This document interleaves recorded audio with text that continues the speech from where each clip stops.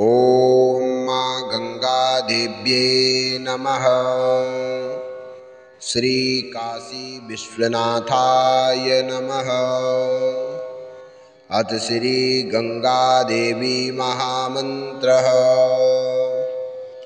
गंगातरङ्गरमणीयजटाकलापं गौरीनिरन्तरविभूषितवामभागं नारायणाप्रियमदाङ्गमदापहारं वाराणसीपुरपते भज विश्वनाथम्।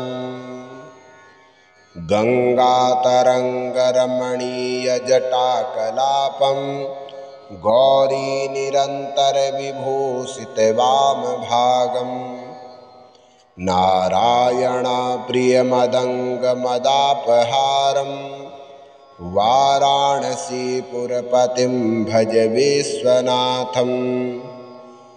गंगातरङ्गरमणीयजटाकलापं गौरीनिरन्तरविभूषितवामभागं नारायणं प्रियमदङ्गमदापहारं वाराणसीपुरपतिं भज विश्वनाथम्। गंगातरङ्गरमणीयजटाकलापं गौरीनिरन्तरविभूषितवामभागं नारायणाप्रियमदङ्गमदापहारं वाराणसीपुरपतिं भज विश्वनाथम्। गंगातरङ्गरमणीयजटाकलापं गौरीनिरन्तरविभूषितवामभागं नारायणाप्रियमदङ्गमदापहारं वाराणसीपुरपतिं भज विश्वनाथम्। गंगातरङ्गरमणीयजटाकलापं गौरीनिरन्तरविभूषितवामभागं नारायणाप्रियमदङ्गमदापहारं वाराणसीपुरपतिं भज विश्वनाथम्। गंगातरङ्गरमणीयजटाकलापं गौरीनिरन्तरविभूषितवामभागं नारायणाप्रियमदङ्गमदापहारं वाराणसीपुरपतिं भज विश्वनाथम्। गंगातरङ्गरमणीयजटाकलापं गौरीनिरन्तरविभूषितवामभागं नारायणाप्रियमदङ्गमदापहारं वाराणसीपुरपतिं भज विश्वनाथम्। गंगातरङ्गरमणीयजटाकलापं गौरीनिरन्तरविभूषितवामभागं नारायणाप्रियमदङ्गमदापहारं वाराणसीपुरपतिं भज विश्वनाथम्। गंगातरङ्गरमणीयजटाकलापं गौरीनिरन्तरविभूषितवामभागं नारायणाप्रियमदङ्गमदापहारं वाराणसीपुरपतिं भज विश्वनाथम्। गंगातरङ्गरमणीयजटाकलापं गौरीनिरन्तरविभूषितवामभागं नारायणाप्रियमदङ्गमदापहारं वाराणसीपुरपतिं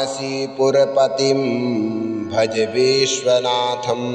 गंगातरङ्गरमणीयजटाकलापं गौरीनिरन्तरविभूषितवामभागं नारायणाप्रियमदङ्गमदापहारं वाराणसीपुरपतिं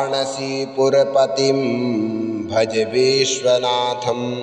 गंगातरङ्गरमणीयजटाकलापं गौरीनिरन्तरविभूषितवामभागं नारायणप्रियमदङ्गमदापहारं वाराणसीपुरपतिं भज विश्वनाथं गङ्गातरङ्गरमणीयजटाकलापं गौरीनिरन्तरविभूषितवामभागम् नारायणप्रियमदङ्गमदापहारं वाराणसीपुरपतिं भज विश्वनाथं गङ्गातरङ्गरमणीयजटाकलापं गौरीनिरन्तरविभूषितवामभागम् नारायणप्रियमदङ्गमदापहारं वाराणसीपुरपतिं भज विश्वनाथं गङ्गातरङ्गरमणीयजटाकलापं गौरीनिरन्तरविभूषितवामभागम् नारायणप्रियमदङ्गमदापहारं वाराणसीपुरपतिं भज विश्वनाथं गङ्गातरङ्गरमणीयजटाकलापं गौरीनिरन्तरविभूषितवामभागम् नारायणप्रियमदङ्गमदापहारं वाराणसीपुरपतिं भज विश्वनाथं गङ्गातरङ्गरमणीयजटाकलापं गौरीनिरन्तरविभूषितवामभागम् नारायणप्रियमदङ्गमदापहारं वाराणसीपुरपतिं भज विश्वनाथं गङ्गातरङ्गरमणीयजटाकलापं गौरीनिरन्तरविभूषितवामभागम् नारायणप्रियमदङ्गमदापहारं वाराणसीपुरपतिं भज विश्वनाथं गङ्गातरङ्गरमणीयजटाकलापं गौरीनिरन्तरविभूषितवामभागम् नारायणप्रियमदङ्गमदापहारं वाराणसीपुरपतिं भज विश्वनाथं गङ्गातरङ्गरमणीयजटाकलापं गौरीनिरन्तरविभूषितवामभागम् नारायणप्रियमदङ्गमदापहारं वाराणसीपुरपतिं भज विश्वनाथं गङ्गातरङ्गरमणीयजटाकलापं गौरीनिरन्तरविभूषितवामभागम् नारायणप्रियमदङ्गमदापहारं वाराणसीपुरपतिं भज विश्वनाथं गङ्गातरङ्गरमणीयजटाकलापं गौरीनिरन्तरविभूषितवामभागम्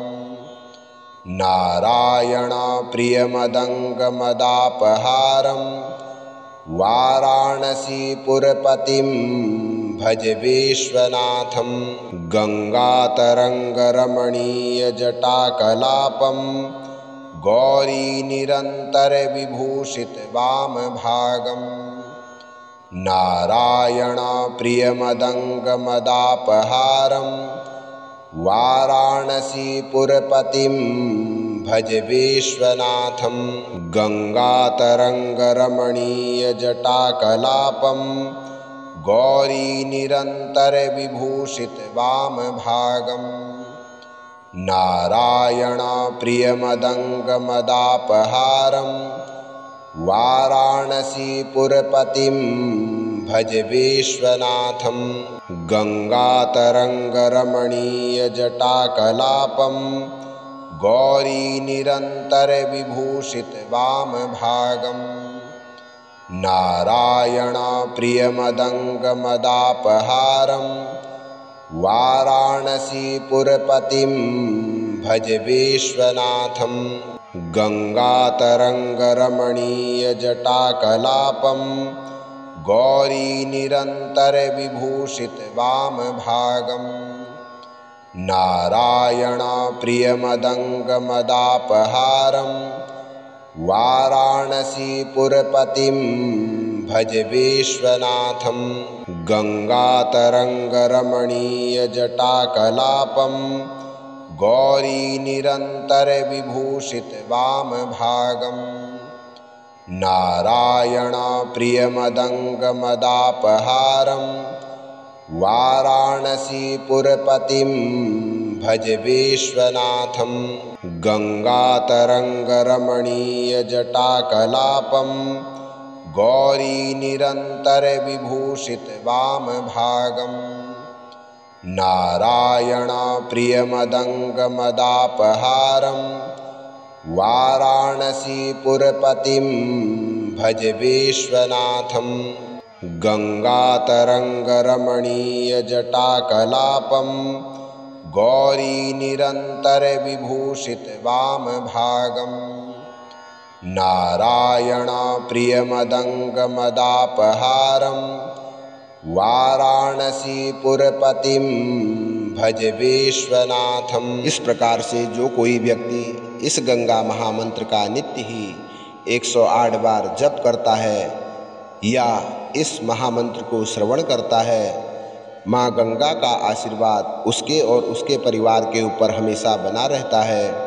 माँ गंगा की कृपा से उसके घर में हमेशा सुख, शांति, समृद्धि, ऐश्वर्य की वृद्धि होती है, उसके व्यापार में हमेशा वृद्धि होती है। तो इसीलिए सभी लोग इस गंगा महामंत्र का नित्य ही जाप करें या इस महामंत्र को श्रवण करें। बोलो गंगा मैया की जय, बोलो काशी विश्वनाथ भगवान की जय।